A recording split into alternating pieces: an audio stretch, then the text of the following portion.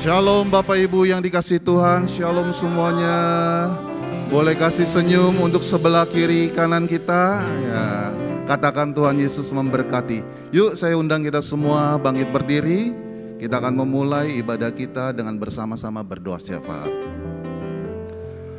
Bapa, di dalam nama Tuhan Yesus Kristus, sungguh kami mengucap syukur buat segala kebaikan kasih setia pemeliharaan yang Bapa berikan di dalam setiap kehidupan kami Bapa. Kami mengucap syukur Tuhan buat keluarga, usaha, bisnis, pekerjaan yang Tuhan sudah limpahkan di dalam kehidupan kami Bapa. Dan saat ini Tuhan, kami membawa hati kami dan mengangkat tangan kami di hadapan Tuhan untuk menaikkan syafaat untuk bangsa kami Indonesia. Indonesia diberkati, dipelihara dan disertai Tuhan. Kami percaya Tuhan, Indonesia dipenuhi oleh kemuliaan Tuhan. Kami berdoa Tuhan untuk pemimpin bangsa kami, Presiden Prabowo dan wakilnya Gibran Rakabumi Tuhan. Juga beserta jajaran Kabinet Merah Putih dan juga aparatur sipil yang membantu Bapa. Bahkan lembaga-lembaga keamanan Tuhan. Kami percaya Tuhan, setiap lembaga-lembaga yang telah dipilih, baik itu kejaksaan, kehakiman, TNI, Polri, bahkan KPK Tuhan, senantiasa diperkuat Tuhan. Segala sesuatu yang tidak sesuai, yang tidak selaras Tuhan, terbongkar di dalam nama Tuhan Yesus. Dan kami percaya Indonesia akan dipenuhi oleh kemuliaan Tuhan. Dan saat ini Tuhan, kami juga berdoa Tuhan untuk pemimpin rohani kami, untuk gembala sidang kami Pak Niko Tuhan, dan juga untuk gembala CK7 Dr. Yanto. Diurapi Tuhan di dalam penggembalaan yang Allah percayakan. Kami percaya Tuhan, kedua hamba-Mu akan dipakai untuk membawa umat-Mu menuju kepada destiny Tuhan. Kami percaya Yesus, keluarga besar, hamba-hamba-Mu aman dalam pemeliharaan dan perlindungan Tuhan. Dan saat ini Tuhan, kami juga berdoa Tuhan untuk generasi anak-anak muda, generasi Yeremia, generasi yang cinta Tuhan, yang tidak kompromi terhadap dosa, dibangkitkan atas gereja ini Tuhan, atas setiap gereja-gereja yang ada di bangsa kami Indonesia, bahkan atas setiap tubuh Kristus yang ada di bangsa-bangsa Tuhan. Engkau memakai generasi ini Tuhan untuk pelebaran kerajaan surga. Engkau pakai setiap anak-anak muda sebagai generasi penerus yang akan meneruskan tongkat estafet kepemimpinan rohani Bapa. Terima kasih Bapa, terima kasih, dan kami percaya generasi ini akan dipakai sebagai alat untuk penuaian jiwa yang terbesar dan yang terakhir di akhir zaman, sampai kedatangan Tuhan yang kedua kali. Di dalam nama Tuhan Yesus kami berdoa dan mengucap syukur. Mari sama-sama kita katakan amin. Boleh tepuk tangannya lebih meriah lagi Bapak Ibu Saudara. Oh haleluya. Shalom. Yang percaya dan sadar bahwa Tuhan Yesus sayang, kita boleh lambaikan tangan sama-sama. Luar biasa. Bapak Ibu Saudara, hari ini kita akan menyanyikan satu pujian yang berasal dari Indonesia bagian timur Bapak Ibu Saudara. Menceritakan bagaimana bersuka cita karena kasihnya luar biasa dalam hidup kita. Amin. Mau? Oh haleluya. Katakan gini. Yesus sayangku. Artinya Yesus sayang saudara. Jadi bisa tunjuk kiri dan kanan. Yesus sayang saya. Yesus sayang saya. Tunjuk diri kita sendiri. Yesus sayang torang semua. Amin. Boleh sekarang sembari praktek Bapak Ibu Saudara. Tunjuk sebelahnya dan katakan, Yesus sayangku. Yesus sayang saya.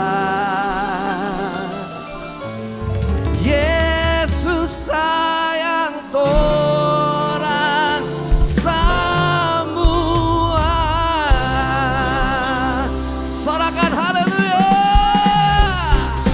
Mari menari bersama-sama. Come on.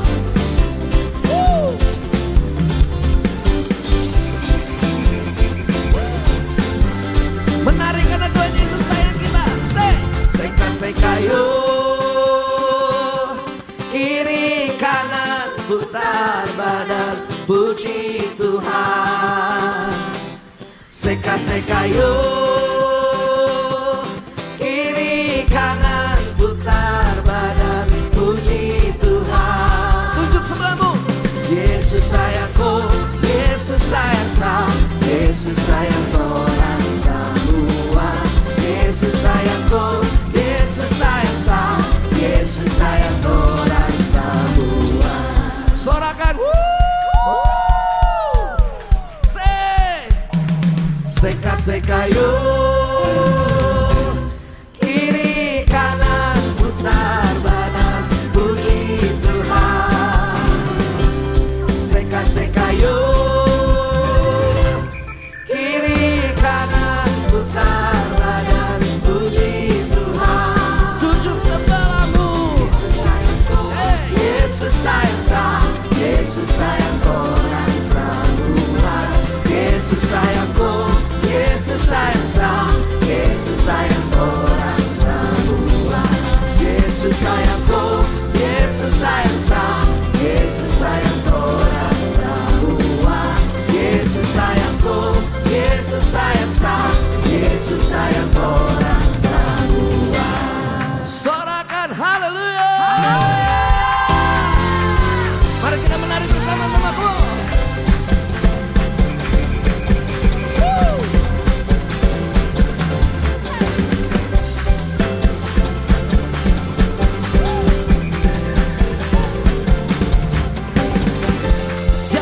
Tuhan Yesus sayang, kita sorakan haleluya. Boleh lihat kiri dan kanan, katakan Tuhan Yesus sayang kamu.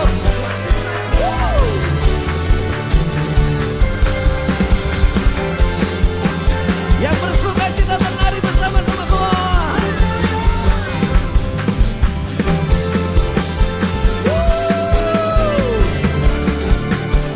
Sekarang katakan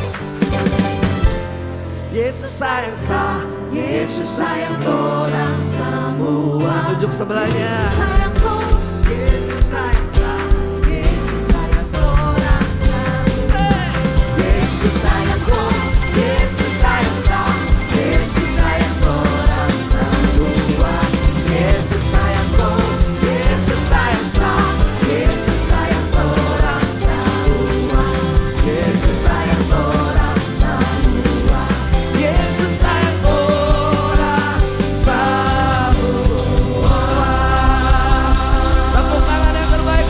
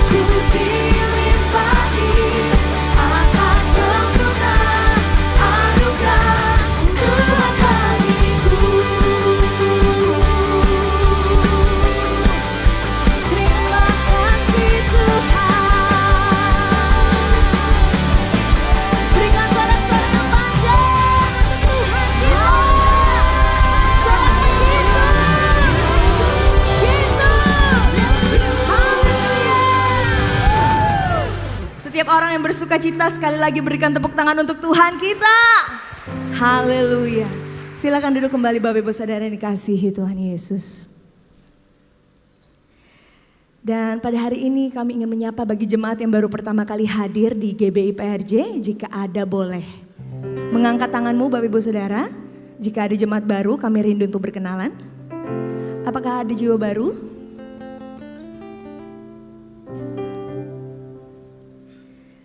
Baik, jika belum ada, mari Bapak Ibu Saudara minggu depan kita mau ajak orang-orang yang kita kasihi untuk kita bisa bersama-sama beribadah di tempat ini. Dan selanjutnya kita akan memberikan persembahan. Mari kita siapkan persembahan kita yang terbaik untuk Tuhan Yesus. Bagi Bapak Ibu yang membutuhkan amplop boleh mengangkat tangan dengan segera pengerja akan membantu. Dan Bapak Ibu juga bisa memberikan persembahan dengan cara men-scan kris yang tertempel di depan kursi Bapak Ibu atau yang ada di depan layar. Dan untuk sedikit informasi Bapak Ibu bahwa di hari ini kita akan menjalankan 2 persembahan, yaitu persembahan umum yang sedang kita lakukan dan nanti akan ada persembahan untuk diakonia setelah news. Jadi mohon untuk dipersiapkan juga Bapak Ibu Saudara untuk persembahan diakonia. Baik, apakah masih ada yang membutuhkan amplop? Jika sudah siap semuanya, saya undang kita semua untuk bangkit berdiri. Kita akan mendeklarasikan doa persembahan. Bapak, kami bersyukur buat semua berkat-Mu. Kami membawa persembahan sebagai wujud syukur kami. Kami percaya kami menerima kesehatan, keluarga, bisnis, pekerjaan, dan kuliah yang terbaik. Ini adalah waktu memberikan persembahan di dalam nama Tuhan Yesus Kristus. Haleluya. Amin. Silakan duduk kembali Bapak Ibu Saudara, selamat memberi. Dan sambil memberi kita akan mendengarkan presentasi dari 2PM. Kami persilahkan. Shalom Bapak Ibu Saudara, teman-teman semuanya. Perkenalkan aku Caca, aku dari 2PM. 2PM adalah komunitas dewasa muda, young professionals, young couples, young family. Saya pun sudah tertanam dari saya masih young professional sampai sekarang saya sudah menjadi young couples dan young family. Saya pun masih tertanam, saya sangat diberkati oleh komunitas ini. Sekarang saya ada di sini, saya mau mengajak teman-teman, Bapak Ibu Saudara yang mungkin punya anak-anak yang dewasa muda.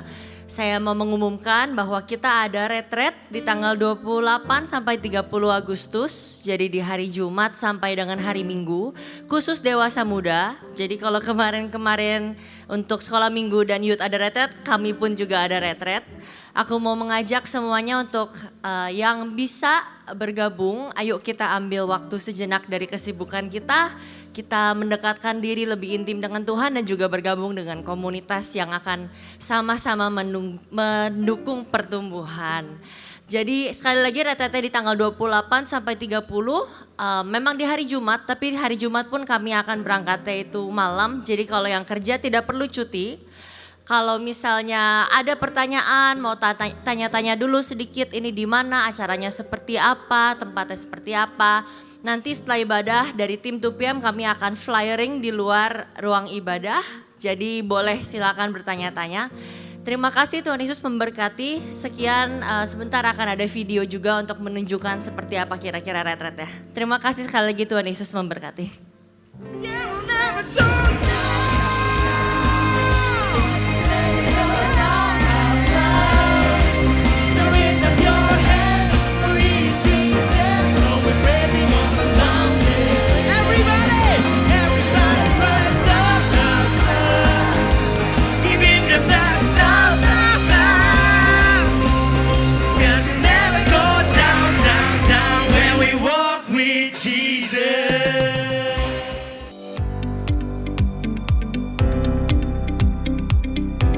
Shalom, berikut kami sampaikan beberapa pengumuman. Ibadah Raya Hari Minggu, 26 Juli 2026, pukul 7 waktu Indonesia Barat, dilayani oleh PDM Teresi Cynthia Tirtadeja SH. Pukul 9 waktu Indonesia Barat, dilayani oleh Evangelis Selviawati MTH. Pukul 11.30 waktu Indonesia Barat, dilayani oleh Dr. Cici Nugraha. Pukul 16.30 waktu Indonesia Barat, dilayani oleh PDP Tamara Geraldine Tuanakota STH. PRJ Mandala Service, pukul 9 waktu Indonesia Barat, dilayani oleh Pendeta Robertus Purwadi SSPD. Ibadah raya disertai dengan ibadah King's Kid, ibadah anak berkebutuhan khusus, Little Blessing Toddler, sekolah minggu, Joshua Generation Kid Church English Service, sekolah minggu Mandarin Service, ibadah Junior Church Indonesian Service, 316 Youth English Service, dan ibadah 2PM Adult and Couple Service. Terkadang, kita ingin selalu terlihat benar, gak mau kalah dan gak mau dikoreksi. Karena kita merasa, aku kan princess. Tapi dalam kerajaan Allah, kedewasaan bukan tentang siapa yang paling benar, melainkan siapa yang paling mau dibentuk Tuhan. Orang yang merasa selalu benar berhenti bertumbuh. Akan tetapi, wanita yang mau diajar akan terus berkembang. Mari kita bersama-sama belajar menjadi princess sejati yang memiliki hati untuk mau selalu dibentuk Tuhan. Di ibadah WOI pada hari Kamis 23 Juli 2026 pukul 10 pagi. Bersama Pastor Charlotte Priyatna dengan tema Princess Nggak Pernah Salah. Bertempat di ruang Sapphire dan Pearl, Integrity Convention Center, lantai 9.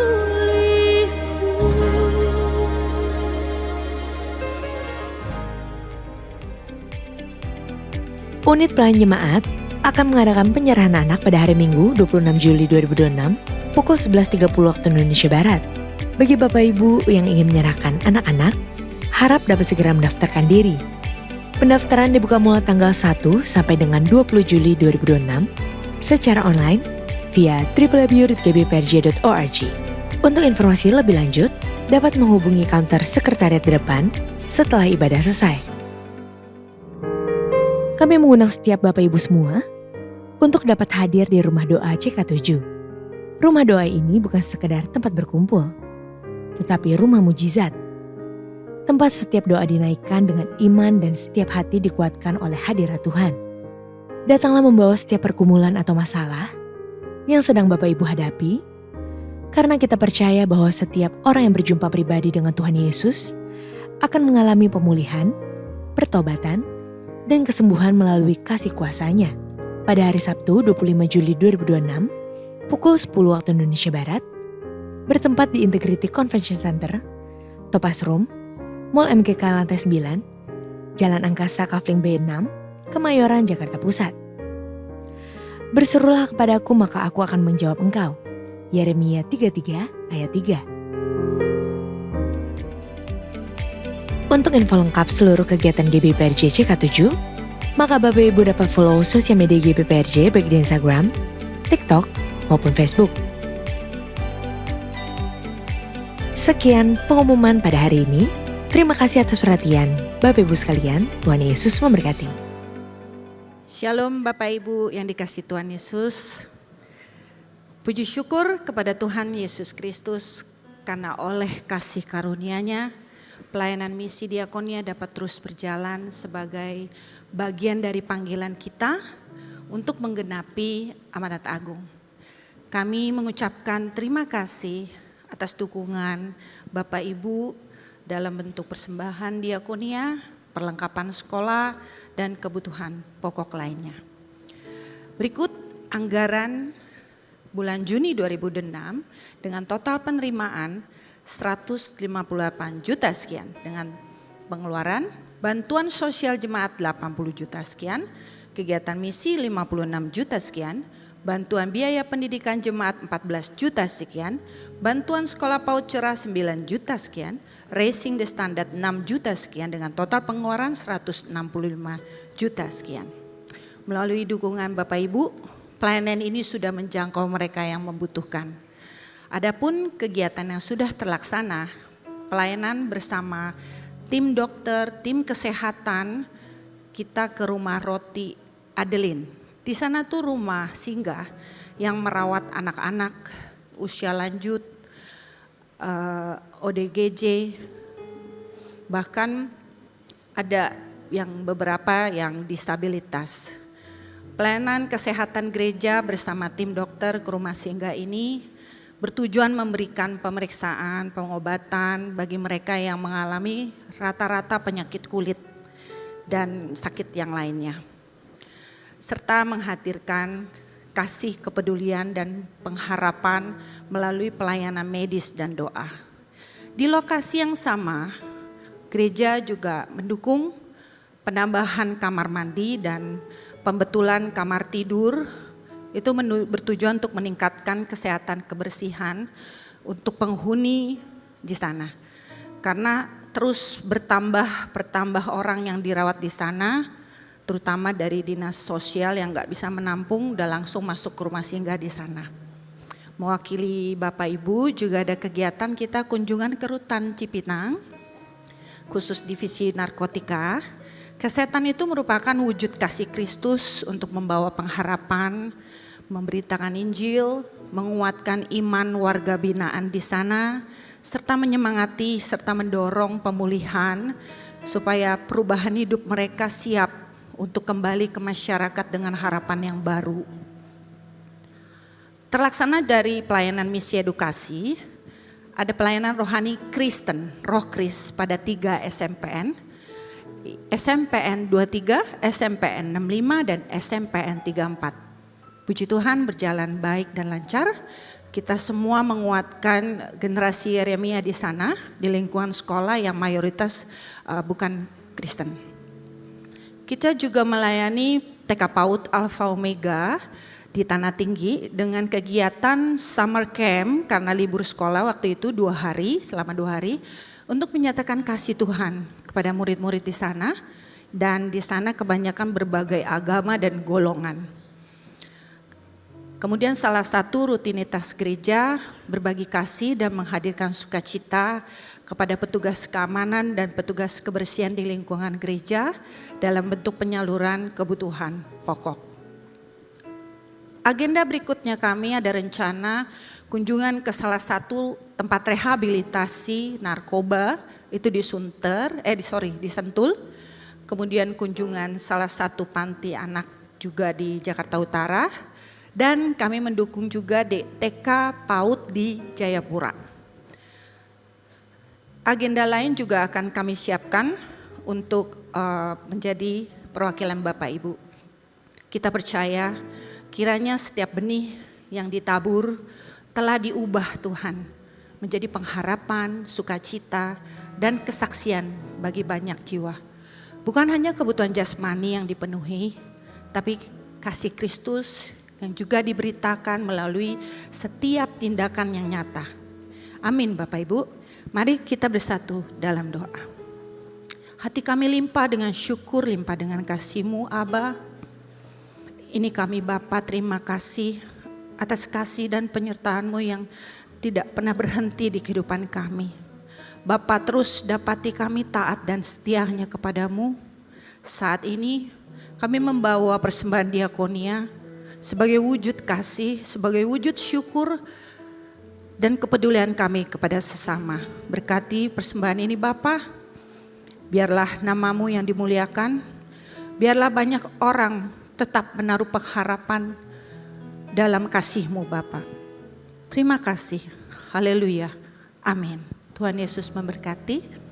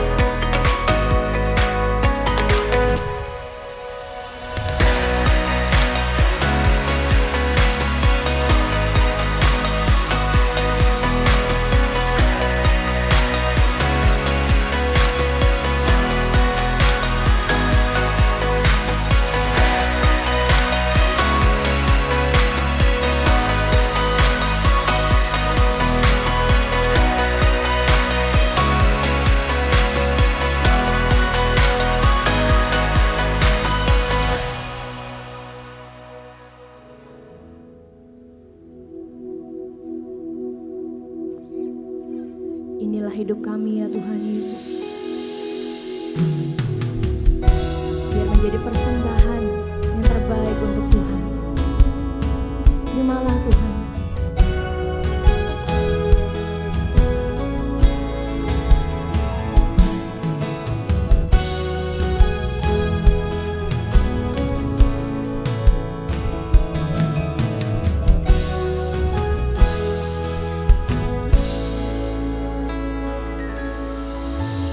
Ku datang dengan syukurku, membawa kerinduanku.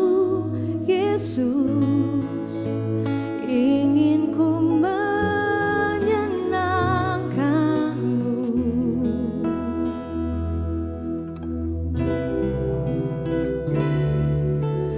Karyamu indah bagiku, kasih yang menyelamatkanku. Yesus, inilah persembahanku.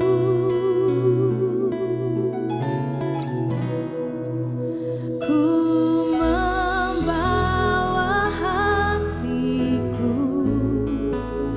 hanya Engkau di hidupku. Yesusku, Kau terindah, selamanya ku menyembahmu. Ku membawa hidupku, inilah persembahanku untuk Yesusku yang terindah, selamanya ku menyembahmu. Yesus, ini persembahan kami Tuhan. Mari dengan segenap hati nyatakan, ku datang dengan syukurku, membawa kerinduanku. Yesus, ingin ku menyenangkanmu. Hanya itu kerinduan hati kami Tuhan Yesus. Karyamu indah bagiku, kasih yang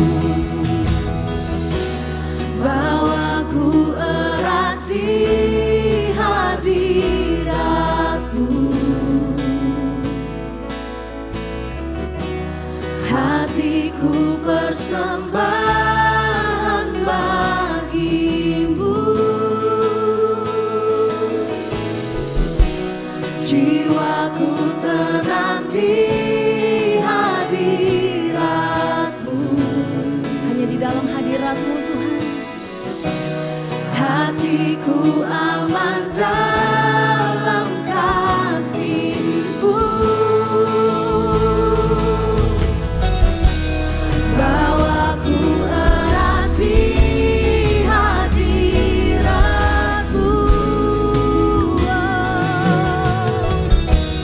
Hatiku persembahan bagi-Mu. Jiwaku tenang di hadirat-Mu. Hati kami aman, hatiku aman dalam kasih-Mu.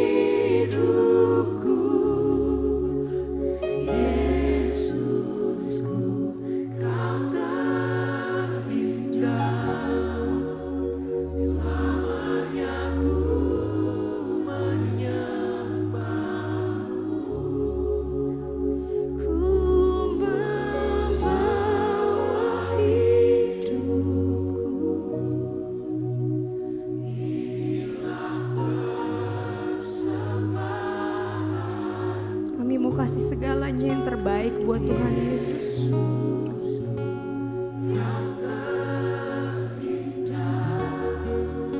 Selamanya ku menyembah-Mu, ku membawa hatiku, hanya Engkau di hidupku. Yesus, Kau terindah. Selamanya ku menyembah-Mu. Kami bawa hidup kami Tuhan Yesus. Biar ini jadi persembahan yang terbaik buat Tuhan.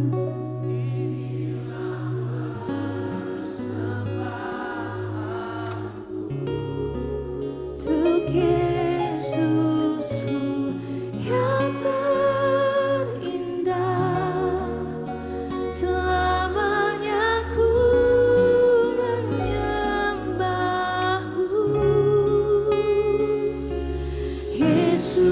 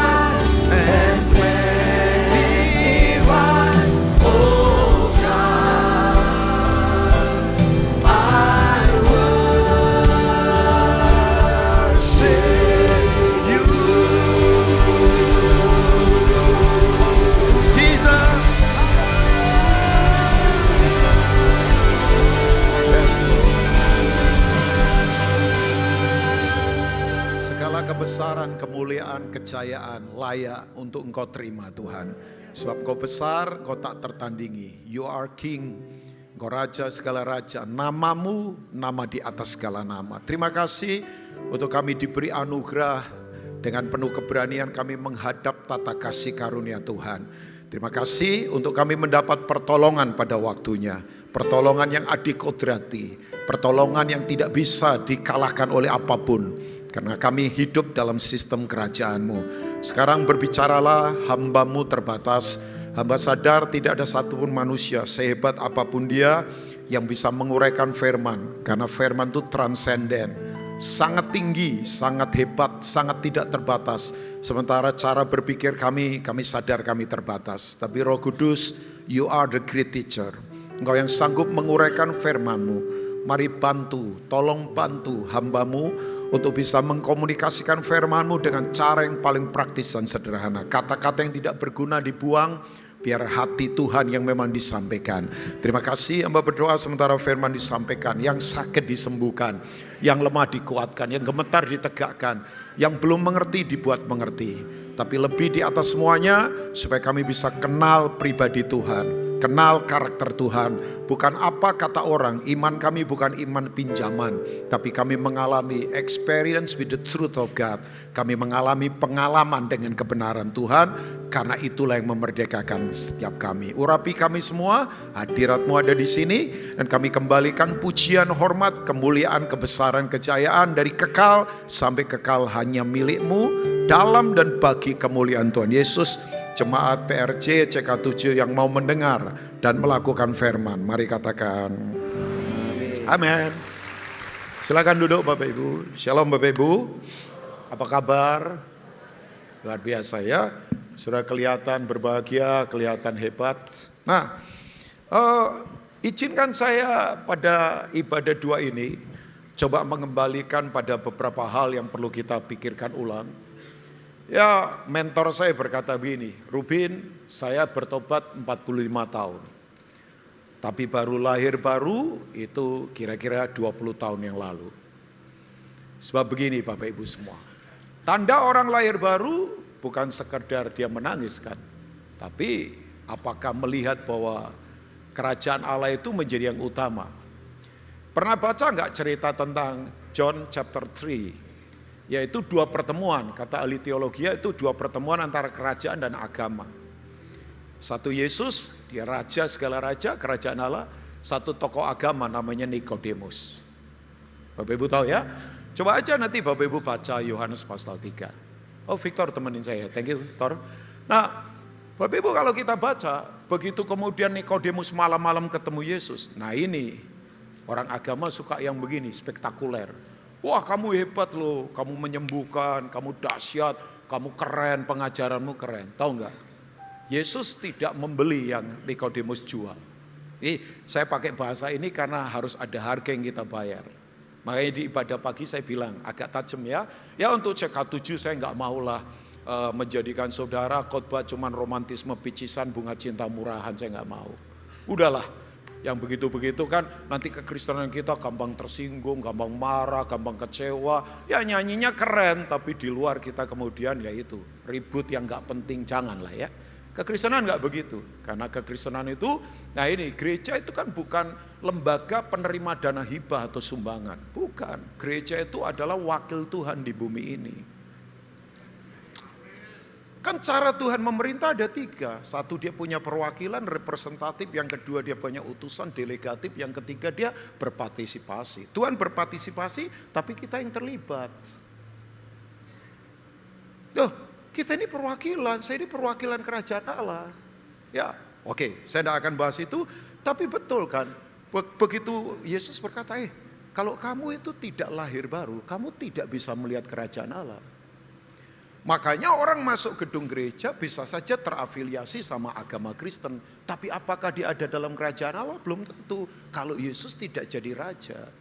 Kan ada orang bisa saja dia nyanyi, ya nyanyi rohani tapi tetap kan uang jadi raja, kekuasaan jadi raja, gelar jadi raja, kesombongan jadi raja. Oh iya, bisa. Kan Yesus berkata kalau kamu gak lahir baru, kamu tidak bisa melihat kerajaan Allah. Terus Kemudian kan Nikodemus pertanyaannya how come? Bayangkan orang ahli agama berpikirnya lahiriah. Apakah aku masuk ke rahim ibuku lagi? Tuhan nggak ngomong soal itu. Makanya dibilang kalau kamu tidak lahir dari air dan roh, kamu tidak bisa masuk ke dalam kerajaan Allah. Tajam Yesus. Ini ahli Taurat loh, ini tokoh Sanhedrin. Makanya gelar nggak menjamin. Jabatan pendeta belum tentu juga seperti saya. Kalau saya tidak menjadikan Yesus itu raja. Nah itu masalahnya ini. Ya kita kembali ke sini. Nah saya mengembalikan saudara ke titik ini. Karena kita memang itu. Nah saya mengembalikan. Jadi begini. Peradaban awal itu kalau saudara tahu peradaban itu kan sistem hidup. Yang menentukan culture, menentukan ekonomi, menentukan semua hal. Tolong Bapak Ibu cermati ya. Saya nggak ngajar terlalu rumit. Tapi ini lagi menantang level saudara untuk kekristenan kita yuk. Kembali ke sini ya Bapak Ibu ya. Nah, jadi begini, dari awal itu idenya memang Tuhan mau supaya kita memerintah. Tapi peradaban awal kan dibangun dengan pola ini. Ya, itu. Thank you multimedia. Kita ke Kejadian 1 ayat 26. Ada masanya manusia belum jatuh ke dalam dosa. Ya kan? Makanya pandangan preferity of humanity itu, manusia kayaknya nggak berguna, manusia itu, yaitu orang berkata daging itu jahat. Siapa bilang daging nggak jahat? Yang jahat itu keinginan daging. Daging ini tempat pelaksana kehendak Tuhan, ya kan? Di bumi ini, daging harus dirawat, tapi dirawat bukan tuh kesenangan dunia untuk melakukan kehendak Allah. Saya rawat tubuh saya olah stres, saya olah kesehatan, ya tujuannya bukan supaya menyenangkan dan aman buat saya, supaya lewat tubuh saya yang sehat, saya mengerjakan kehendak Tuhan. Lah kalau saya nggak sehat, saya bilang bagaimana melayani? Jadi daging itu nggak jahat, yang jahat itu keinginan daging. Mesti dibedakan ya, keinginan daging. Nah itu jahat, itu hawa nafsu, ya kan, percabulan, perseteruan, sihir, ya itu, ya kesombongan, itu keinginan daging semua itu. Daging ini adalah tempat kehendak Allah. Kan tubuh ini adalah dipersembahkan sebagai persembahan yang kudus kan, Roma 16. Itu yang disebut dengan ibadah yang sejati. Ten logical latrayem, reasonable worship. Menyembah masuk akal itu mempersembahkan tubuh, bukan soal nyanyi, ya ampun. Nah, kalau nyanyi tubuhnya kotor gimana? Kalau ngangkat tangan tapi kita tampar kiri kanan gimana? Kalau kita lompat-lompat tapi kaki kita melangkah ke hal yang curang gimana? Nah, itu. Jadi permainan-permainan begini kita perlu pikirkan ulang lagi. Maaf pakai permainan karena kita suka cara-cara main yang kelihatannya rohani tapi enggak. Nah, itu ya. Jadi Pak Rubin kenapa sih khotbah kok begini? Saudara keluar dari tempat ini di rimba raya kita hadapi ini. Ke depan gak gampang ini. Saudara mudah menghadapi situasi gak gampang. Saya saja melihat situasi gak mudah. Oh iya, semua kita gak mudah menghadapi ini. Nah ini di awal.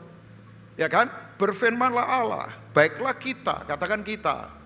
Ya ini udah Elohim, Bapa, Anak dan Roh Kudus. Menjadikan manusia menurut gambar dan rupa kita. Salam demut. Kenapa harus segambar dengan Tuhan? Karena kita harus menggambarkan Tuhan di bumi ini. Jadi seharusnya orang yang belum kenal Kristus lihat kita, lihat Kristus. Iya kan? Makanya kalau saudara tidak segambar ya nggak bisa. Nah ini tujuannya apa? Supaya mereka berkuasa atas ikan-ikan. Bukan menguasai siapa, tapi menguasai apa. Tidak boleh menguasai orang lain, tapi mengelola. Itu kan bahasa aslinya rada. Bahasanya Yesus melayani, serve. Itu ikan-ikan di laut, burung-burung udara, atas segala ternak, atas seluruh bumi, atas segala binatang melata yang merayap di bumi. Ini kan identitas raja ini. Ya, dalam bahasanya Yesus ditulis dengan kata eklesia, Matius pasal 16. Yesus mengembalikan ini penebusan. Kembalikan lagi ide kekalnya. Jadi ide kekalnya kembali lagi. Yesus itu tidak membawa konsep baru, dia membawa konsep kekekalan kembali lagi ke sini. Oke, kalau saudara percaya, Efesus 2 ayat 10. Cerdas sekali seorang rasul ini. Dari Kejadian sampai Wahyu ditarik pada satu ayat. Ya kalau orang gak diurapi gak mungkin. Karena kita ini buatan siapa? Allah. Ini Kejadian 1 tadi, kita dibuat oleh Allah. Diciptakan dalam Kristus Yesus, kejatuhan. Ini Golgota, ditebus kembali. Tebus itu to buy back, dibeli kembali. Itu istilah bisnis. Jadi boleh saja penebusan istilah bisnis. Investor menebus supaya dapat profit. Tuhan itu menebus kita supaya berharap profit dari kita kan. Saudara enggak mungkin mau beli sesuatu yang enggak punya profit. Nah sama ini istilah penebusan. Ya profitnya bukan uang, profitnya karakter seperti dia, profitnya jiwa-jiwa, profitnya melayani dia. Nah itu kan, ya berhak lah wong investor menebus supaya kita kembali menguntungkan kerajaannya. Untuk melakukan apa? Pekerjaan baik. Apa ini? Ergon agathos. Kejadian 2 ayat 15, nah itu. Yaitu fungsi mengelola dan menjaga. Abad dan syamar. Itu bahasa aslinya ya. Ya, jadi itu. Loh, kok cepat sekali ini pemegang multimedia pendeta ini kayaknya ya. Nah, kembali, saya cuma mau menunjukkan saja. Nah, ini dia yang dipersiapkan Allah sebelumnya. Kapan kekekalan? Ia mau supaya kita hidup di dalamnya. Kembali lagi ide ini. Diciptakan oleh Allah, dibuat ya. Eden diciptakan dalam Kristus Yesus, jatuh, ditebus di Golgota untuk melakukan pekerjaan baik. Makanya pekerjaan kita itu penyembahan kita itu pekerjaan kita. Abod, avoda, worship to God, Levitical service unto God. Sebelum ada kemah suci bait Allah, Kejadian 2:15 sudah jelas, manusia harus mengelola. Ya oke, saya tidak kemana-mana. Nah, ide awalnya kembali ke Kejadian 1 ayat 26. Saya berharap pada titik ini saudara menangkap ya, nggak bingung ya Bapak Ibu ya. Ya sedikit mengajar lah, makanya saya mau mengajak jemaat itu CK7 jangan romantisme picisan bunga cinta murahan Kristennya. Ayo bangkitlah, kita ini menghadapi peradaban yang tidak mudah. Lah peradaban awal bukan begini, sekarang dunia dikuasai oleh peradaban salah. Baiklah kita, yaitu kita. Nah ini dia Bapak Ibu, peradaban mulai hancur ketika kita beralih ke aku. Itu yang namanya komitmen jadi beralih. Penyembahannya beralih. Kalau komitmennya tidak ke Tuhan, pasti penyembahnya uang. Ya boleh ada di gereja, tapi uang tetap disembah. Kalau komitmennya beralih, ya berantakan semua. Itu, ini saya sedang mengajak saudara, makanya ini kembali kepada apa yang kita lihat Bapak Ibu. Oke, sekarang godaan di Eden, Kejadian 3. Adam itu punya kekuatan hebat loh. Misal kita ke Kejadian 2 ayat 19 dulu dah. Coba kita saya kasih bukti. Adam itu Lord, dianggap ya Lord. Di bumi ini dia dianggap Tuhan loh, dalam T kecil ya, bukan T besar. Nah ini, saudara boleh, Adam itu mengidentifikasi, mendefinisikan lingkungan semuanya, termasuk memberi nama binatang. Saudara, semua yang diidentifikasi, didefinisikan, saudara pasti punya jalan keluar. Makanya orang stres kalau masalah tidak bisa didefinisikan. Obatnya nggak ada, solusinya nggak ada, pasti stres. Nah, Adam itu punya kemampuan, bayangkan. Ini kan sebelum jatuh ke dalam dosa, ada masanya manusia itu. Nah, Yesus kembalikan lagi ke sini penebusan itu. Nah ini, saudara tahu nggak? Dia memberi nama binatang, itu nggak sekedar memberi nama. Dia menciptakan environment-nya, dia menciptakan cara makannya termasuk kawinnya seperti apa. Oh gajah, kawinmu seperti itu, lingkunganmu begini, cara makanmu begini. Itu sampai pada titik ini, bayangkan kekuatannya. Ya, kok tahu Pak Rubi? Ya Pak Rubin, ya saya belajar di tradisi Rabuni. Ya wajah kelihatan bodoh-bodoh begini, ya bodoh sih sebetulnya. Ya, saya bisa begini karena kemurahan Tuhan. Saya gak pinter, saya bodoh asli. Saya bisa begini ya karena kemurahan Tuhan. Mau sombong apa? Ya tapi saya kelola yang ada pada saya belajar. Makanya memerintah mulai dari diri sendiri. Jangan mulai dari apa gitu. Makanya semua rusak karena dirinya saja tidak bisa memerintah kok mau memerintah yang lain. Misalnya ada orang kan mau jadi bos. Ya dirinya saja berantakan gimana kemudian ngurusin orang lain. Harus mulai dari diri kita. Loh iyalah Pak Dedi gak tahu ngangguk-ngangguk setuju atau apa, saya gak tahu ya. Atau ingat proyeknya udah berhasil, dia ngangguk-ngangguk terus. Lihat saya tapi ingatnya proyeknya kan bisa gak jelas juga. Gak lah, Pak Dedi mungkin setuju dengan saya. Nah ini dia Bapak Ibu. Nah tapi coba bayangkan, Adam kecolongan. Nah saya ingatkan ya, jangan mengabaikan dalam hidup. Adam berdosa bukan karena apa yang dia lakukan. Adam berdosa karena tidak melakukan apa yang seharusnya dia lakukan. Pengabaian. Jadi, nah ini, setan pakai ular. Coba kita Kejadian 3 ayat pertama. Ya, ngikutin sebentar ya Bapak Ibu, nanti saya akan bawa kepada apa yang kita hadapi dengan peradaban sekarang. Adapun ular ialah paling cerdik dari segala binatang di darat yang dijadikan oleh Tuhan Allah. Ular itu berkata kepada perempuan itu, harusnya yang masuk akal yang ngomong itu monyet ya, bukan ular. Kok ini ular? Ini aja sudah aneh. Harusnya kan monyet ya, lebih oke monyet lah. Monyet ngomong gitu, ini ular. Setan memang liciknya minta ampun. Adam kecolongan di sini. Tentulah Allah berfirman, semua pohon dalam taman ini jangan kamu makan buahnya, bukan. Ini kan pengetahuan baik dan jahat. Nah, saya beritahu, pengetahuan gak salah. Tapi orang fokus pada pengetahuan, nah itu sombong. Kan orang kalau sudah tahu, dunia barat berkata begini, kamu semakin pintar, kamu kayak dewa. Itu kan aliran neoplatonisme. Jadi kamu semakin tahu, kamu semakin dewa. Makanya banyak anak-anak sekarang ini bisa kurang ajar sama papa mamanya karena dia semakin pintar, apalagi yang kuliah di luar negeri. Papa mama nggak tahu apa-apa, gua tahu ini. Nah itu karena sudah fokus pada pengetahuan. Ini godaan Bapak Ibu. Karena orang pengennya mau tahu kan. Nah itu, nah ini kan ini dibalik. Bahasanya sudah ganjil, bahasanya asing, tidak seperti bahasanya Tuhan. Harusnya Adam berkata, diam lu. Jangan ngomong sama istri saya, ngomong sama saya. Makanya betul, pria yang tidak berfungsi secara imam, bisa saja keluarganya bisa dirayu binatang. Yang menghancurkan keluarga.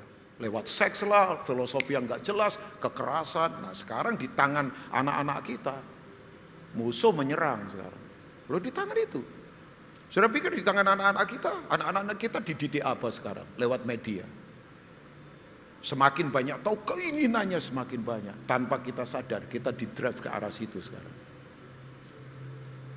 Ya, ini. Jadi ini pertempuran awal ini Bapak Ibu. Oke, ayat yang kedua coba kita lihat.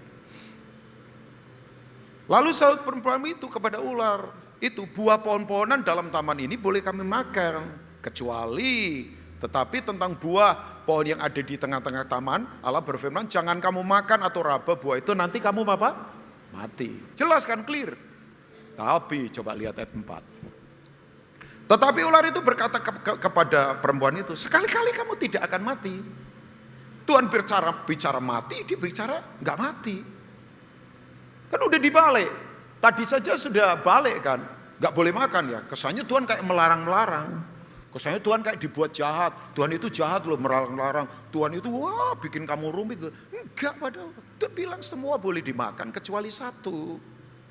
Tapi dibalik, makanya ini sudah bahasa ganjil. Saudara kalau dengar bahasa ganjil yang di luar Alkitab, saudara perlu tengking itu. Jangan dimakan saudara.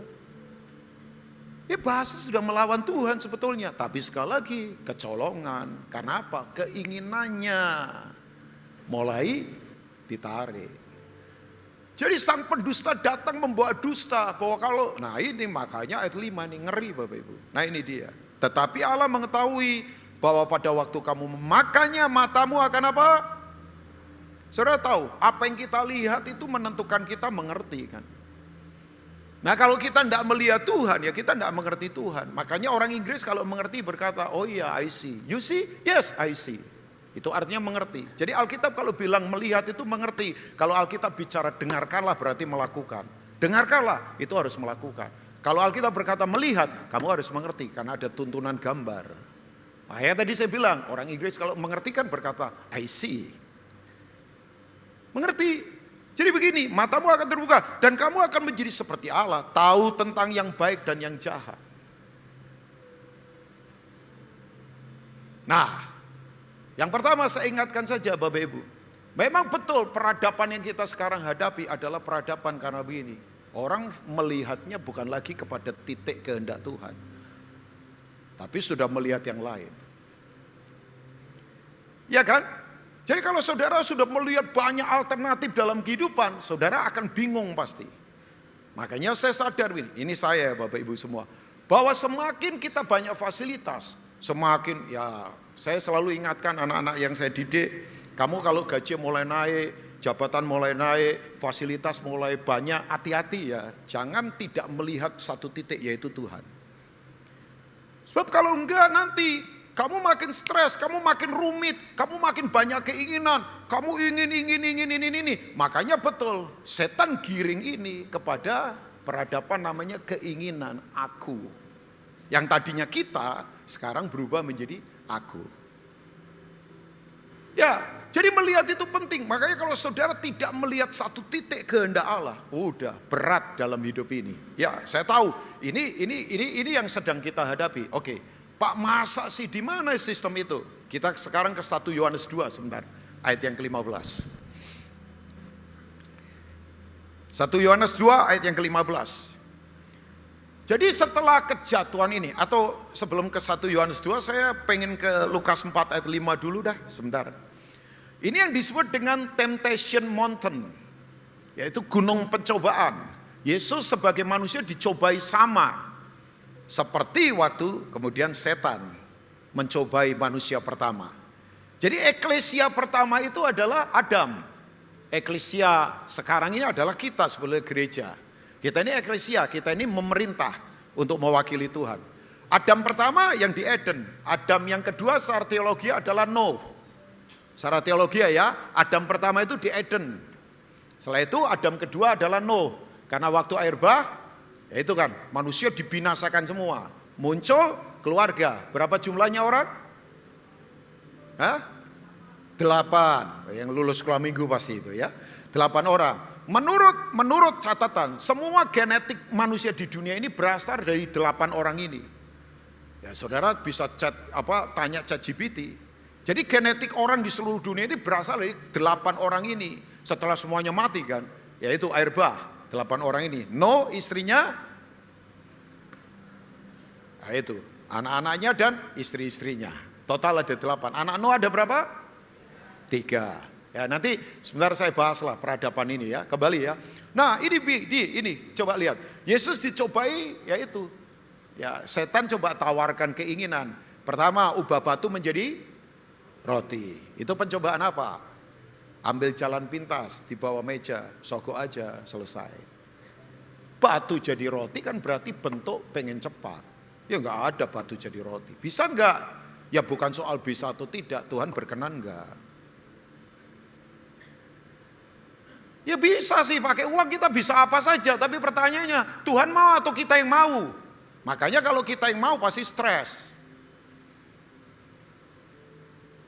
Loh, ubah batu jadi roti itu kan jalan pintas itu. Orang mau halalkan segala cara demi kepuasan keinginan. Yang kedua adalah apa? Lompat dari hubungan bait Allah. Bayangkan, Yesus tuh mau dijadikan kayak pemain sirkus. Wah, kemegahan kan spektakuler. Nah, kalau nggak hati-hati banyak pendeta sekarang terjebak ke situ. Spektakuler. Rebutan follower. Itu. Saya nggak mau mengukur wajah saya nggak ganteng. Saya nggak mau ke arah sana. Udah, saya simpel aja lah. Biasa aja, apa adanya. Dan memang saya nggak punya kemampuan ke sana juga. Secara apa saja. Secara finance, secara apa. Enggak lah. Saya nggak bermain di area begitu.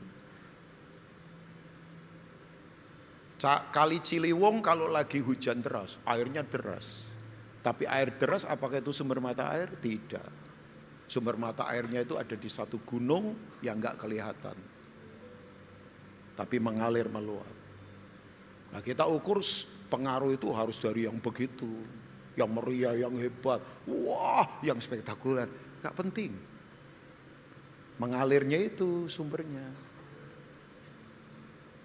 Ini kok dari wajahnya saya berasa salah khotbah loh pagi ini ya.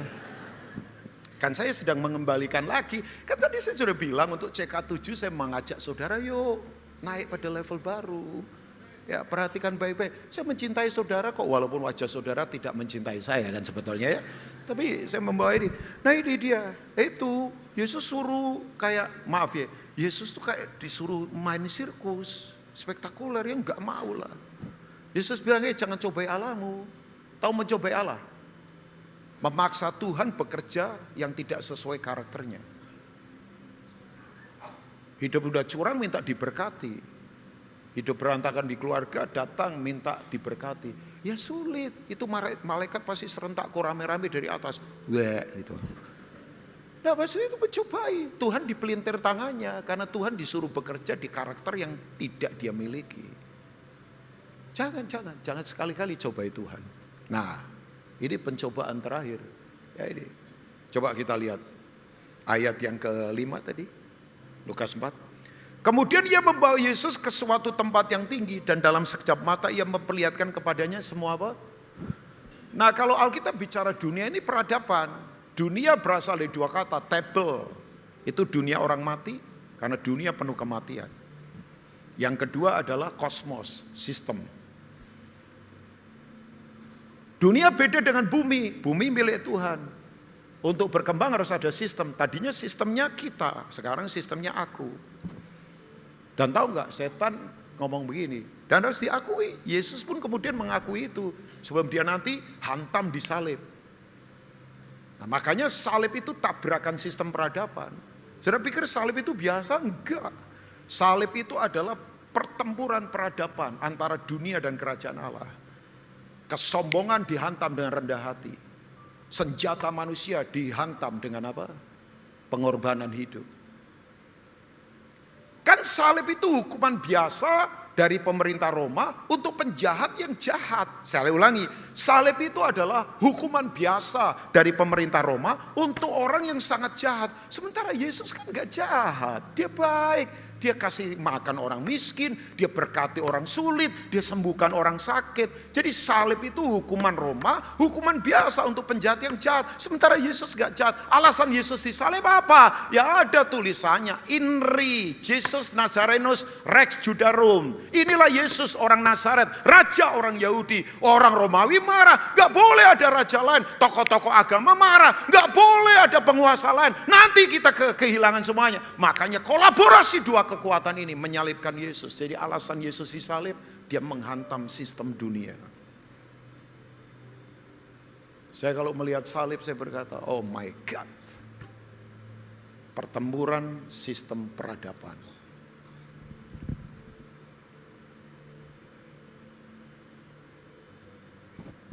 Ayat 6. Ini sebelum Yesus disalib. Kata iblis kepadanya, segala apa? Kuasa itu serta kemuliaannya akan kuberikan kepadamu. Kalau Alkitab bicara tentang kuasa dan kemuliaan, ini adalah otoritas peradaban kerajaan Allah yang awalnya ada di Eden. Sebab semuanya itu telah diserahkan kepadaku. Siapa yang menyerahkan? Ya Adam sebagai penguasa peradaban. Dan aku memberikannya kepada siapa saja yang kukendaki. Dia sombong ini sebelum dihantam nanti disalib. Waktu dihantam disalib, makanya Yesus berkata, it is finished, selesai. Udah selesai.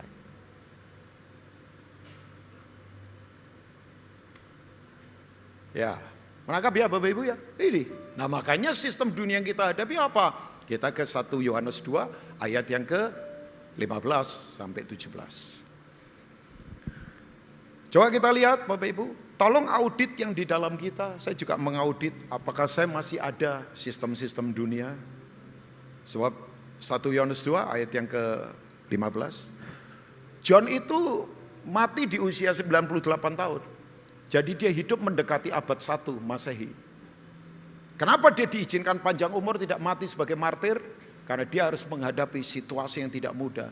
Karena waktu itu gereja diserang dengan banyak pengajaran yang backgroundnya neoplatonisme, yang berkata bahwa yaitu Yesus itu hanya ciptaan. Wah dia harus hadapi itu, dia kembalikan itu, pengajarannya luar biasa ya. Saya tidak akan bahas itu karena seluruh itu terlalu rumit nanti ya. Janganlah kamu mengasihi apa Bapak Ibu? Dunia yang tadi setan pegang itu. Dan apa yang ada di dalamnya? Jikalau orang mengasihi dunia, maka kasih akan Bapa tidak ada dalam orang itu. Ini dunia loh, bukan bumi. Kalau bumi kan eret. Kalau dunia ini adalah tebel dan kosmos. Kematian dan sistem manusia. Yang ide awalnya dari Hawa tadi itu. Karena alternatifnya terlalu banyak, makanya fokusnya nggak ke satu titik. Nanti saya baca 2 Korintus 11 setelah ini. Nah, ayat yang ke-15, tolong multimedia siapkan nanti 2 Korintus 11 ayat 1 sampai 3 ya, mumpung saya belum lupa. Kita ke ayat 16 coba kita lihat. Sebab semua yang ada di dalam mana Bapak Ibu? Dunia, table tadi nih, kosmos tadi, yaitu keinginan daging dan keinginan mata, serta apa? Keangkuhan hidup. Bukanlah berasal dari Bapa, melainkan dari sistem aku semua ini. Aku ingin. Tadi pagi saya berbicara soal doa. Doa itu paling gampang diajarkan salah. Karena orang doa pakai hal rohani tapi tetap mau pegang kendali. Orang berdoa supaya apa yang aku mau harus terjadi karena aku mau sebab aku mau. Dan maunya adalah cepat dan tepat. Jadi Tuhan dikendalikan lewat hal-hal rohani. Tuhan tetap bawahan orang. Jahat ya kehidupan itu. Maya udahlah capek atas nama-nama rohani tetap aku terus. Jangan sampai di pelayanan kita ribut loh karena aku. Jangan sampai. Jangan. Makanya saudara kalau belum siap dilupakan tolong jangan pelayanan. Saya itu siap dilupakan di pelayanan. Orang pasti lupa lah. Tapi pegangan kita kan satu. Tuhan tidak pernah tinggalkan kita. Oh iyalah, kalau saudara tidak siap akunya dilupakan, ya udah pasti saudara kecewa. Aku sudah begini loh, aku sudah bayar harga loh, aku sudah memberi loh. Makanya kita kalkulatif, makanya kita merasa kita pahlawan. Di gereja tidak butuh pahlawan, di gereja itu butuh hati hamba. Ya kan? Ada lagu hati hamba kan? Tor. Inilah yang ku punya, hati sebagai hamba yang mau taat dan setia padamu Bapa, kemanapun bawa hati yang menyembah di dalam roh kebenaran sampai. Makanya orang kalau punya hati hamba fleksibel, mau dibawa kemana saja nggak ngomel. Ayo, kering ayo, hujan ayo, lembah ayo, laut ayo, ayolah hati hamba. Kalau hati Tuhan itu sulit, keras. Ya kan? Oke. 2 Korintus 11. Nah ini ayat 17, coba kita lihat. Masih? Multimedia saya kurang berapa lama supaya saya nggak kebablasan. Ya tambahin 1 jam lagi saya mau lah. Tapi janganlah, saudara nanti marah. Udah jangan tepuk tangan, saya tahu ada banyak yang marah juga. Saya tahu udah, dari cara duduk saya sudah lihat kok siapa yang terima saya dan tidak ketahuan lah. Itu tidak perlu karunia kenabian kan. Dan dunia ini coba tampilkan di screen, thank you ya. Dan dunia ini loh bukan bumi. Dunia ini sedang lenyap. Itu tadi sistem peradaban yang jatuh itu. Dengan keinginannya. Makanya kalau saudara hidup dalam keinginan lenyap. Semuanya lenyap. Bisnis bisa lenyap, karakter bisa lenyap, iman bisa lenyap, sukacita bisa lenyap. Jangan mau lenyap dong. Tetapi orang lenyap dengan keinginannya. Tetapi orang yang melakukan kehendak Allah akan tetap hidup apa? Bayangkan pada kekekalan. Ya pilih yang inilah. Fokus. Terlalu banyak pilihan. Makanya hati-hati yang fasilitas nambah, gaji nambah itu bisa stres. Kalau saudara tidak fokus pada satu titik. Rumit nanti hidup jadi stres. Berbeban berat. Yang gak penting. Nah oke, ke 2 Korintus 11 ayat 1 sampai 3 yuk. Sebentar. Saya nanti tutup ya. Tutup. Dengan pertempuran keinginan lagi. Alangkah baiknya jika kamu sabar terhadap kebodohanku yang kecil ini. Memang kamu sabar terhadap aku. Ayat yang kedua. Sebab aku cemburu kepada kamu dengan cemburu ilahi. Paulus serius banget. Aku ini cemburu banget. Karena aku telah mempertunangkan kamu dengan apa? Satu laki-laki. Untuk membawa kamu sebagai perawan suci kepada Kristus. Makanya fokus pada satu aja. Satu. Makanya orang Kristen istri satu. Kok nggak ada yang amin? Suami satu. Halo? Fokus hidup satu, Yesus. Yang lain itu cuman bonus aja, tambahan. Maksudnya bukan yang lain boleh nambah istri, bukan. Maksudnya kayak saudara punya pekerjaan, saudara punya gelar itu hanya ya bonus-bonus lah. Saudara liburan keluar. Saya enggak ngomong tadi tambahannya istri nggak boleh loh. Tidak boleh itu. Suami banyak tidak boleh. Kekristenan istri cuma satu, suami cuma satu. Ini tolong nanti jangan dipenggal-penggal loh kalimat saya. Nanti saya dianggap pengajar sesat lagi ya. Tolong semua ngerti ya yang saya katakan ya. Loh ngerti enggak ini? Kalau enggak saya ulang lagi loh. Sebab ini berbahaya nih isunya. Nah maksudnya ini fokus pada satu. Makanya dalam kekristenan istri cuma satu, suami hanya satu. Udah titik. Satu, fokus pada kehendak Allah, fokus pada Yesus, jangan yang lain. Ya kalau saudara bisa punya pekerjaan, saudara bergelar, saudara bisa liburan ke luar negeri, itu kan cuma bonus saja. Tujuannya fokus pada satu titik. Makanya, tetapi aku takut kalau pikiran kamu disesatkan dari kesetiaan kamu yang sejati kepada Kristus. Sama seperti Hawa diperdayakan oleh ular itu dengan apa? Coba terjemahnya King James, muncul kata simplicity. Coba terjemahnya King James ayat yang ketiga. Nah itu. So your minds shall be corrupted from the simplicity that is in Christ. Haplotes.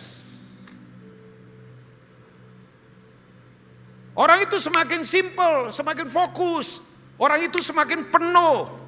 Orang simple itu penuh, fokus.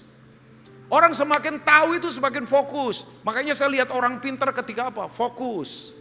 Cara ngomongnya fokus. Gak mendominasi pembicaraan, fokus pada orang. Fokus dalam kehidupan, fokus. Ya kan? Haplotes bahasa Greeknya. Simple. Hidup kalau simple gak rumit. Kenapa orang stres? Karena rumit. Gak fokus.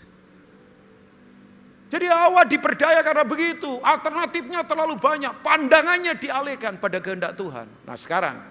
Ide sebetulnya awal ini kenapa sih sampai bisa begini? Secara cepat ya, saya nanti konklusi kepada berita kerajaan Allah. Makanya saudara harus fokus pada raja, jangan pada yang lain. Oke, kita ke Kejadian 10 yuk sebentar. Setelah air bah, ya kan? Ini generasi berikutnya manusia yang baru. Dan dari 8 orang ini sekarang penduduk dunia tersebar. Tapi Nuh punya 3 anak, Sem, Ham, dan Yafet. Sem, dari generasinya Sem muncul generasi mesianik. Yesus lahir dari Sem. Hashem, nama yang tinggi, tidak perlu cari nama buat diri sendiri. Tapi ada keturunan Nuh yang namanya Ham. Ham dikutuk. Seorang penulis, saya agak lupa namanya, berkata, setan itu bekerja di sesuatu yang dikutuk. Tuhan itu bekerja selalu memberkati. Makanya saudara jangan ngutuk-ngutuk. Jangan ngomong Indonesia gelap, jangan ngomong kabur dulu aja. Jangan ngomong mau kabur kemana mas?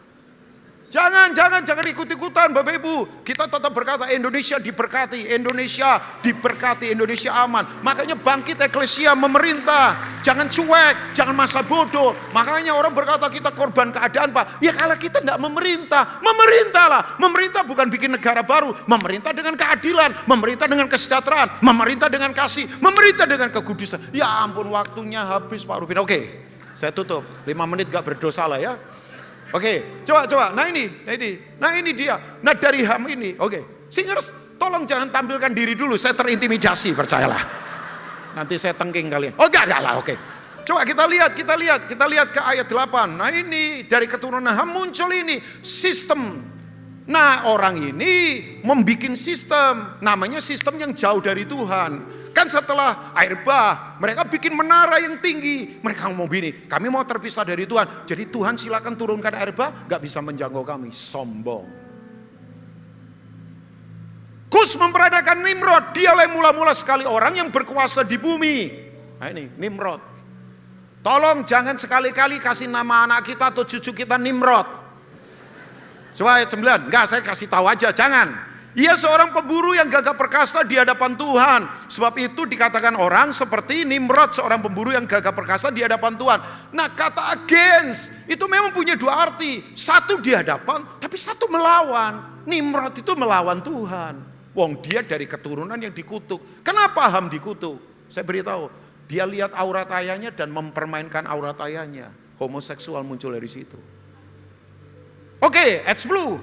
Coba lihat, serius yang saya sampaikan Bapak Ibu. Mula-mula kerajaannya terdiri di Babel, Erek, dan Akad. Semuanya di tanah Sinear. Yang luar biasa lagi, Tuhan nanti munculkan perjanjian dengan orang yang disebut bapak orang percaya dari Sinear. Namanya Abraham. Abraham itu orang Ibrani. Ibrani bukan suku. Suku itu Yehuda, suku itu Lewi. Ibrani itu artinya the people that cross over. Orang yang menyeberang. Makanya gereja jangan statis. Gereja harus bergerak. Kita keturunan Abraham mesti bergerak. Babel statis, gedung, tapi nggak bikin apa-apa.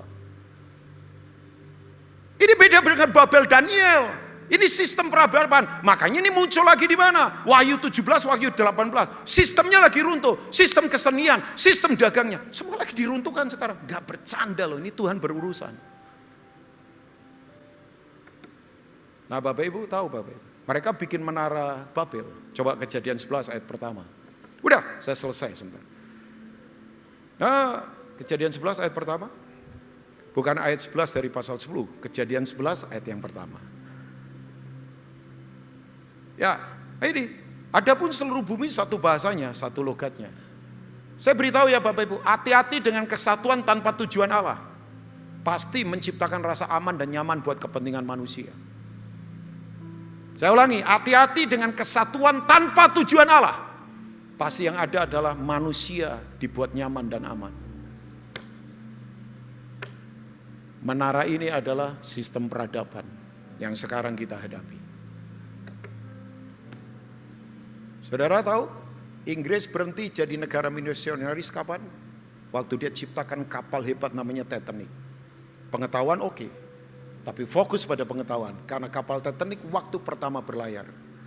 Di surat kabar ngomongnya begini. A ship even God cannot sink. Sebuah kapal di mana Tuhan saja tidak bisa goncangkan.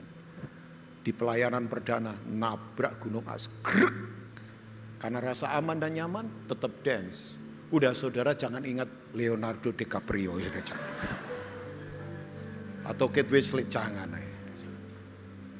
Ya, jangan ingat itu. Udah, ini sesungguhnya Bapak Ibu tahu nggak?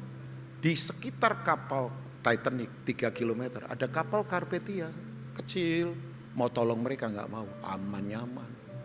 Ribuan orang mati karena tetap dance. Kenapa? Aku.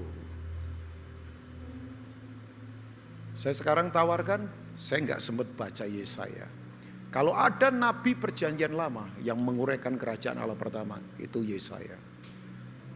Tapi kemudian diambil oleh Petrus. 1 Petrus 1 ayat 23-24. Ini yang saya ajarkan Bapak Ibu. Kalau Bapak Ibu renungkan, kita akan mahir ke depan ini menghadapi ini. Nah ini, karena kamu telah apa? Dilahirkan kembali, bukan dari benih yang fana. Bisa nggak orang bertobat tapi belum tentu lahir baru? Ya mungkin bisa, karena cuman pertobatan agama. Lahir baru itu adalah begini, masuk dalam kerajaan Allah, Yesus jadi raja. Kalau orang bertobat dan kemudian cuman begitu aja, uang tetap jadi raja, ya gimana? Ini bahasa ya saya mainkan ya. Tetapi dari benih yang tidak fana oleh firman Allah yang hidup dan yang kekal. Ayat yang ke-24, nah ini dia. Sebab semua yang hidup adalah seperti rumput dan segala kemuliaannya seperti bunga rumput. Rumput menjadi kering dan bunga sistem dunia. Kering semua kayak rumput. Hilang semua. Ayat 25. Tetapi firman Tuhan tetap untuk selama-lamanya. Inilah firman yang disampaikan. Nah tolong perhatikan, Injil itu adalah euangelion, good news. Beritanya bukan begini. Oh nanti malam Argentina menang melawan Spanyol. Ya terserah yang penggemar Spanyol, saya penggemar Argentina kok. Ya. Oh Belanda kalah menyedihkan, tapi haleluya Inggris masuk misalnya. Ya bukan berita itu, beritanya adalah begini. Istana memberitahu ada raja yang memerintah. Kalau kamu mau sejahtera, hiduplah dalam pemerintahannya. Bangkit berdiri, saya sudah selesai. Haleluya. Tuhan, hamba berdoa, pengertian ini ada pada setiap kami. Hamba berdoa, untuk jemaat CK7. Beralih hanya pada aku, tapi kemudian beralih pada komitmen kehendak-Mu. Ini waktunya komitmen kami tidak lagi mengurusi hal-hal yang ada di dunia, tapi komitmen kami ada di dunia, tapi harus kehendak Tuhan terjadi lewat bisnis kami, lewat keluarga kami, lewat semua yang kami lakukan. Tuhan dipermuliakan. Hari ini yang belum mengerti, Tuhan bikin mengerti. Hari ini yang sakit, Tuhan sembuhkan. Hari ini yang lemah, Tuhan kuatkan. Dalam nama Tuhan Yesus. Haleluya. Mari katakan, God bless you all.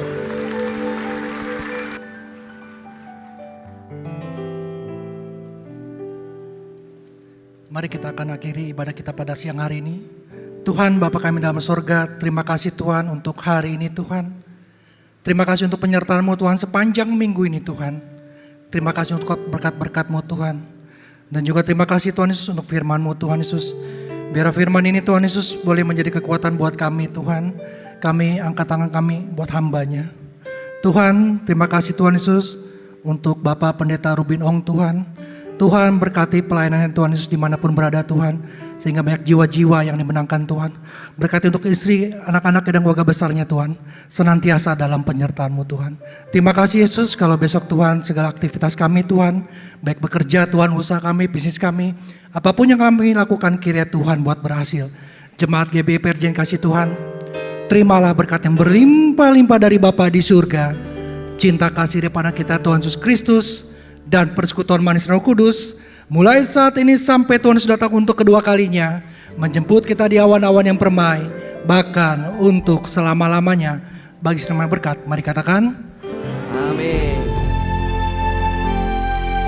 Mari jemaat yang dikasihi Tuhan, kita akan bersama-sama memperkatakan apa yang dimaksud dengan Pentakosta ketiga dan Mazmur 91. Apa yang dimaksud dengan Pentakosta ketiga? 1. Pentakosta ketiga adalah pencurahan Roh Kudus yang dahsyat di zaman ini, melebihi yang terjadi di Azusa Street. 2. Pentakosta ketiga akan mengakibatkan penuaian jiwa yang terbesar dan yang terakhir sebelum Tuhan Yesus datang kembali. 3. Pentakosta ketiga akan membangkitkan generasi Yeremia, yaitu anak-anak muda yang dipenuhi Roh Kudus, cinta mati-matian kepada Tuhan Yesus, tidak kompromi terhadap dosa, dan akan bergerak untuk memenangkan jiwa. 4. Pentakosta ketiga lahir di Indonesia dan bergerak ke bangsa-bangsa. Gerakan ini dari timur ke barat dan akan kembali ke Yerusalem. 5. Pentakosta ketiga akan memberikan kuasa untuk menyelesaikan amanat agung, dan setelah itu Tuhan Yesus akan datang kembali. Dan mari bersama kita sepakat dan percaya mendeklarasikan firman Tuhan yang tertulis dalam Mazmur 91. Dalam lindungan Allah, orang yang duduk dalam lindungan yang maha tinggi dan bermalam dalam naungan yang maha kuasa akan berkata kepada Tuhan, tempat perlindunganku dan kubu pertahananku, Allahku yang kupercayai. Sungguh, Dialah yang akan melepaskan engkau dari jerat penangkap burung, dari penyakit sampar yang busuk. Dengan kepaknya ia akan menudungi engkau, di bawah sayapnya engkau akan berlindung. Kesetiaannya ialah perisai dan pagar tembok. Engkau tak usah takut terhadap kedahsyatan malam, terhadap panah yang terbang di waktu siang, terhadap penyakit sampar yang berjalan di dalam gelap, terhadap penyakit menular yang mengamuk di waktu petang. Walau 1000 orang rebah di sisimu dan 10.000 di sebelah kananmu, tetapi itu tidak akan menimpamu. Engkau hanya menontonnya dengan matamu sendiri, dan melihat pembalasan terhadap orang-orang fasik. Sebab Tuhan ialah tempat perlindunganmu, yang maha tinggi telah kau buat tempat perteduhanmu. Malapetaka tidak akan menimpa kamu, dan tulah tidak akan mendekat kepada kemahmu. Sebab malaikat-malaikatnya akan diperintahkannya kepadamu untuk menjaga engkau di segala jalanmu. Mereka akan menatang engkau di atas tangannya, supaya kakimu jangan terantuk kepada batu. Singa dan ular tedung akan kau langkahi. Engkau akan menginjak anak singa dan ular naga. Sungguh, hatinya melekat kepadaku, maka aku akan meluputkannya. Aku akan membentenginya, sebab ia mengenal namaku. Bila ia berseru kepadaku, aku akan menjawab. Aku akan menyertai dia dalam kesesakan. Aku akan meluputkannya dan memuliakannya. Dengan panjang umur akan kukenyangkan dia, dan akan kuperlihatkan kepadanya keselamatan daripadaku. Haleluya! Amin.